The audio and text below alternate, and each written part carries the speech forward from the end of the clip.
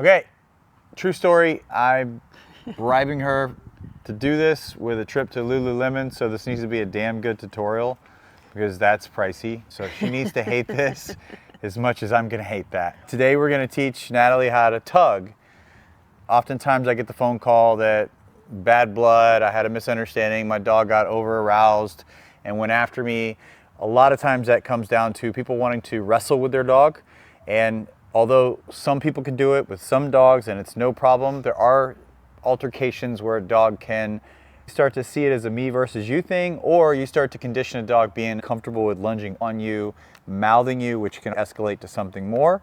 In my professional opinion, you should never do it. It just doesn't lead to great things. What a wonderful opportunity to create a game where a dog can vigorously thrash on something other than your skin. Teach me like I'm one of your clients. One of my clients? Yeah. So if you're one of my clients, I want to make sure that you feel supported. I just want to make sure, listen, all about you. I just want you to really feel the dog, okay? So all you're going to do is just hold the tug. Okay, get. This is me tug of war in a second. You smell great. I just wanted to, I don't say that to clients typically, but just. That's great to know because I smell, heard your HR. You smell amazing. Okay, ready? Break. There you go. Good. Ooh.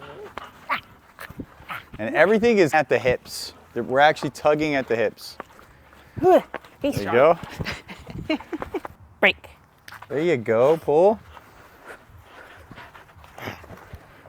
Good boy. You have to say something funny in it like you have for the last two videos. Lulu. Love you. Love you too.